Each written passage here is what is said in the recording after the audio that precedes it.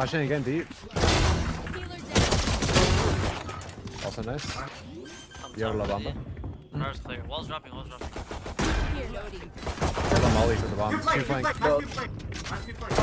What is this gun? What is this gun? Dude, what? I did 100 from that distance? We've all heard this. The classic is broken, free gun, the right click is OP, and yet, you all are still buying ghosts and sheriffs in the pistol round and ecos. What if I told you that, if you play smart, use the inherent strengths of the classic, and spend your money on util and shields instead, you'd win more rounds? And you know we know what we're talking about. Sentinels has a long history of pulling wins out of our ass using this free gun. Nice! Oh my god! What the fuck? But I can hear you saying it already. The classic never works for me. Well, that's because you're using it all wrong. First off, the classic is all about positioning and movement. The gun is so inaccurate that, even if you had the aim of 10s, you're still going to miss half the shots over 15 meters, so don't even bother trying to hit those headshots. Instead, you should focus on being an unpredictable target, jumping around to close the distance, and taking those close-range fights where the right click can be absolutely lethal. Take the money you save and use it to buy some utility like a flash or a smoke, so your team can get into prime position to win those pistol rounds, just like we did in round 14 versus Liquid on Split from the Africa TV Valorant League. To set the stage, it's the second half. We're coming off a strong attacker side, getting 6 rounds. We lose round 13, but it's a close 1v2 that John almost clutches. So that leaves us in round 14 with nothing but 4 classics, 1 ghost, and some util. Let's see how this plays out before we break it down. Pistol round, able to take matters into his own hands. Yeah, and Sentinels now on another eco. They're going to want to get whatever advantage they can, so they commit quite a few resources early on the B side to collect that ult or try to build up towards that showstopper that can really be a game changer here on Split. And now just the full stack. Sentinels just saying, we don't have the util nor the weaponry to deal with an intel fight, so we'll just go for the stack, hope that Team Liquid comes in. Saucy with util at the ready just to make it a bit more advantageous, but Team Liquid, they sense something's fishy, right? You heard the ult orb, so Enzo's looking for that.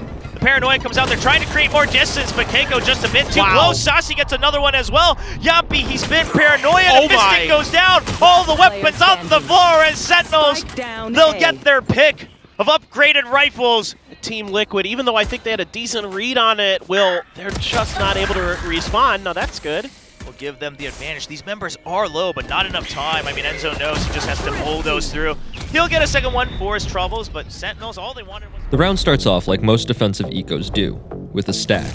This time, we have 4 players with classics stacked up on B, while John holds A with a ghost. One thing to note is Zelsis' wall on A that cuts off Heaven from the top of ramp, but we'll get to that later. Back over on B, off the rip, Zekin nades deep into B main and pushes up with Saucy to grab the orb. Over on A, John hasn't seen anything A main, but has heard Keiko blast pack up ramp and clear Heaven with a boombot. With this info, plus the fact there was no reaction to the nade and orb on B, we rotate everyone over to A Heaven. Once we confirm that we have Heaven control, it's time to get on the offensive. Zelsis walls up, everybody rushes top ramp and gets to right clicking. Tens throws a paranoia to follow up Saucy's flash, just in case somebody was able to dodge it. Nats and Keiko die immediately.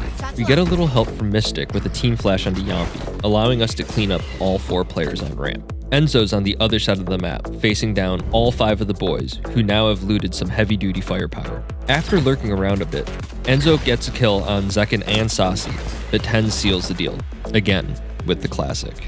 Now imagine if we had bought ghosts and had no utility instead of sticking with the classic. We wouldn't have been able to hit those jump peaks that opened up the round. We would have had to sit back and hold angles, allowing Liquid to dictate the pace. With the classics, we controlled our destiny. This round broke Liquid's back.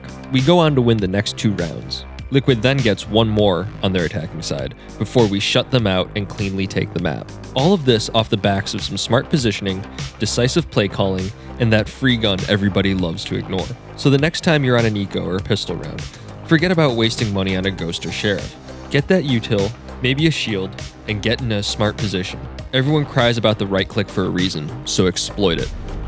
Honestly, yeah, the classic's just the best pistol for first round. I actually think it is by far. I never really used the left click that well, but I'm kind of getting it that you can actually kind of run with it. It's pretty accurate while running for some reason. It's basically it's like the CS Glock. I just gotta think of it as like that.